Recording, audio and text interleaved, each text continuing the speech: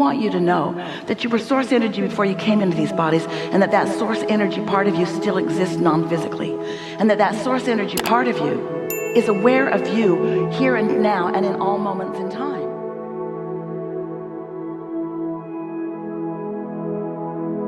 Now you know everything we know that matters to you, because there isn't anything beyond that. Understanding that you're more than you see, and that you are source energy, and that life will cause you to continue to ask for more, and that's what evolution of all species is about. And when asking occurs within you, that your inner being focuses in the direction of it, and when you focus in the direction of it, you feel wonderful as you're moving along. You're not ever going to get it done. None of us do, because we are all eternal beings. And so it's such a nice thing to know that there will always be, while you're here in your human form, there will always be somewhat of a gap between what you have newly asked for and what you've practiced enough that you are vibrationally completely in alignment with, so that it has come into your experience in all aspects. Your thoughts are continually turning to things, because that's what this leading edge experience is all about. You are leading edge creators. You're out here on the leading edge, and so is your inner being. Your inner being is out here on the leading edge with you, through you. You're not separate from your inner being. Your inner being isn't in heaven, feet dangling over clouds, waiting for you to catch up. It's not like that at all. Your inner being is interested and eager about the new discoveries that you are making, just like you said you would. You said, I'll go forth and I'll explore the contrast with more intimacy and more detail. And your inner being said, and we will remain here non-physically focused. And once you discover something that isn't the way that you want it to be, you'll launch clarity about what you do want. And your inner being also said, you will launch a rocket of desire, but you will not be able to, in the very beginning of the launching of that desire, you won't be up to speed with it, because it is too new for you, but it's not too new for us. We will know what you are asking for, and we will hold the frequency of it, and law of attraction will respond to the frequency of it. And so your new desire will be in the state of becoming. This state of becoming, this vibrational reality, is so vivid to us and so important to us that we've given it a name. We call it the vortex. Your vortex of creation, your vibrational reality. So important, we wrote 2 books about it. Your vibrational reality, your vortex, where all things that you have asked for are in the state of becoming. The only question that we think would be of value for you to ask yourselves is, while all of these cooperative components are being gathered, are you one of them? Are you a cooperative component to your own desire? If you're feeling great, you are. If you're not feeling so great, you're not. It really is that simple. Let's talk for just a moment. We've not done this before. Let's chew together for just a moment about what a cooperative component might look like.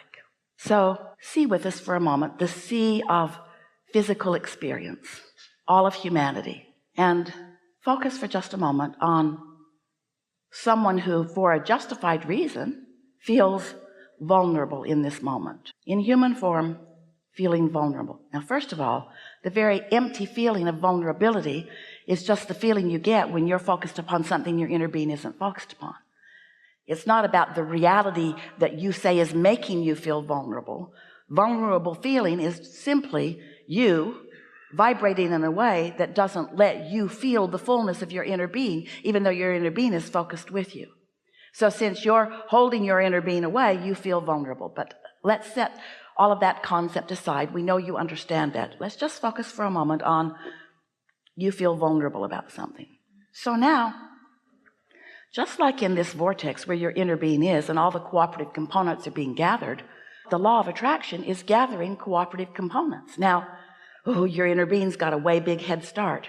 Your inner being is so powerful. Your inner being is pure positive energy. And so the cooperative components that are being gathered in this vibrational reality by your inner being toward who you have actually become is enormously larger than whatever your point of attraction is in your human form. You have no real power unless you are in concert with your inner being. Can you feel that? But just the same, you can gather together with a whole bunch of other humans, and you can feel vulnerable, and you can get a good stream of things that match vulnerability coming your way.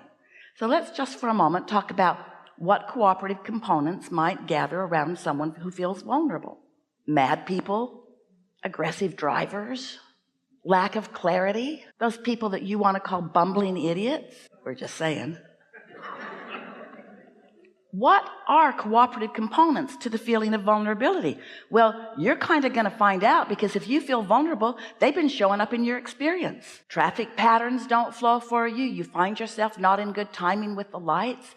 You miss your exit. You take the wrong turn. You do all kinds of things that are a vibrational match to that feeling of vulnerability. How about overwhelmment?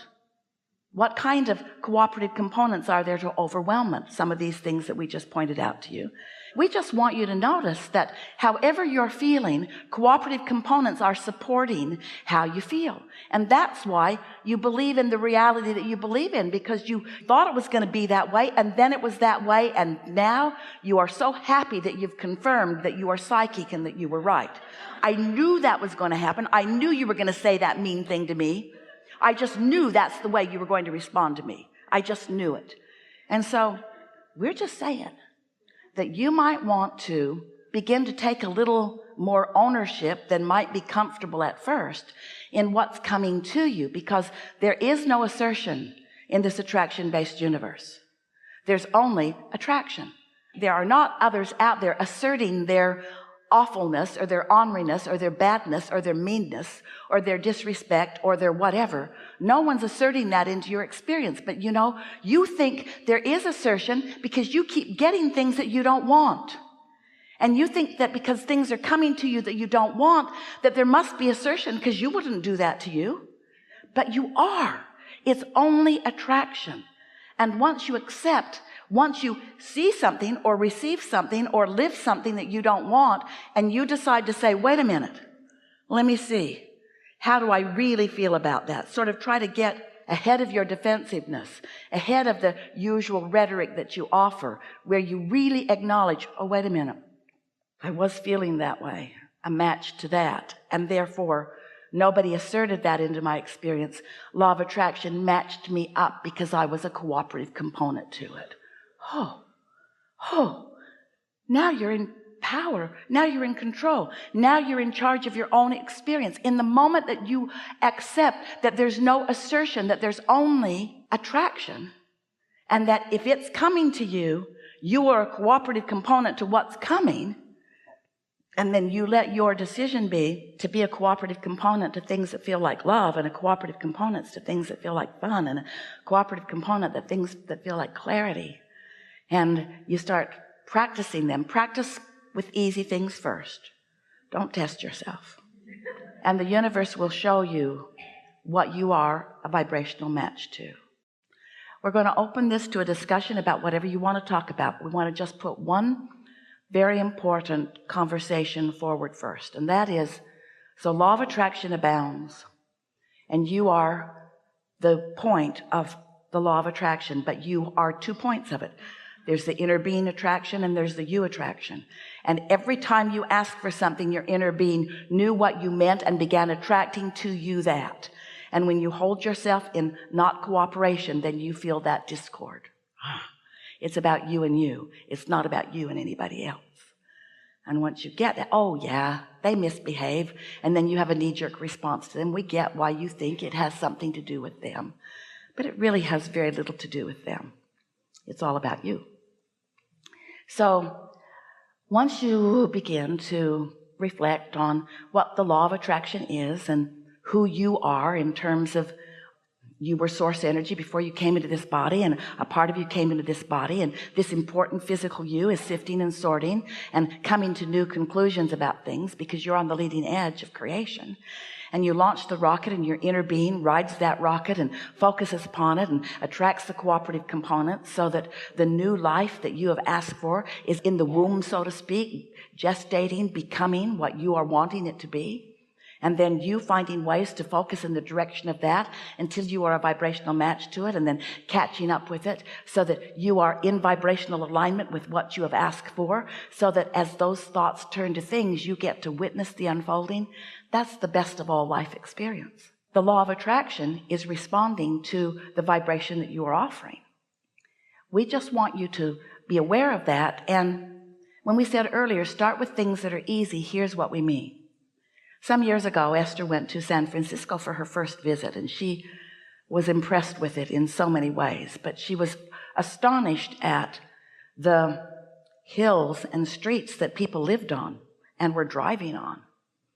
And she and Jerry drove to the top of this neighborhood and looked down a street that went all the way down to the bay. She could hardly believe that she had managed to drive the car up there. It was impressive, to say the least.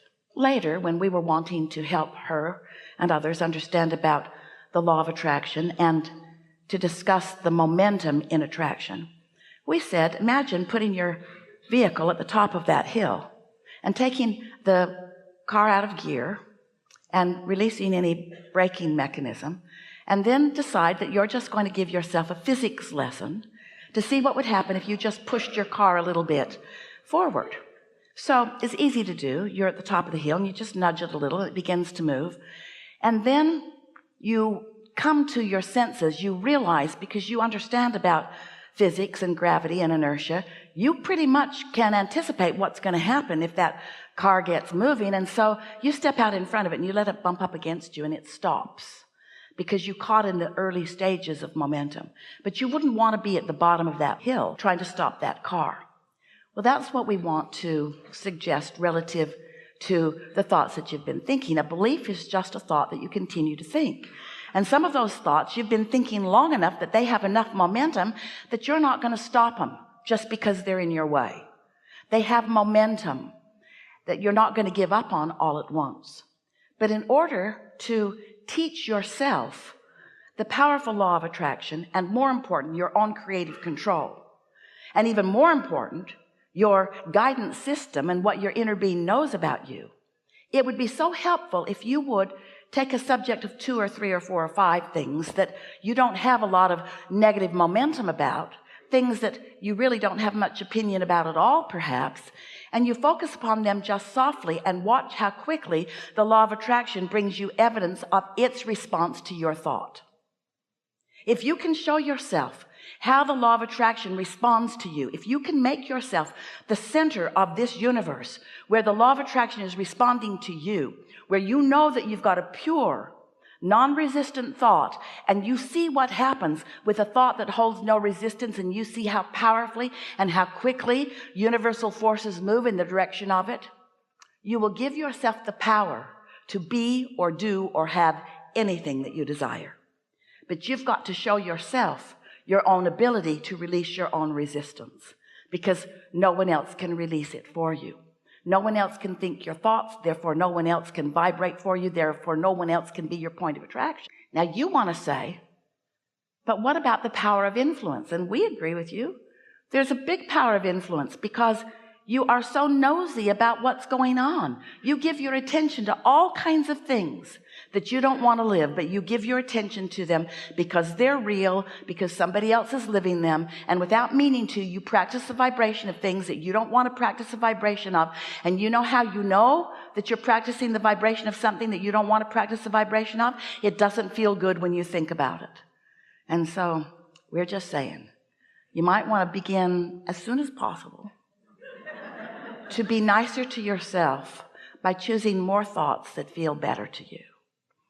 And then watch what a cooperative universe surrounds you, how powerful and loved you are, how worthy you are of a wonderful life, how many good things are in the wings for you, and how the only reason that they haven't come fully into manifestation in your experience can be for only one reason. You've got thoughts that oppose them that you offer frequently. That's all. We've enjoyed this interaction immensely. What do you want to talk about? Nothing is off limits. We're eager to talk with you about anything that matters to you. Begin right here.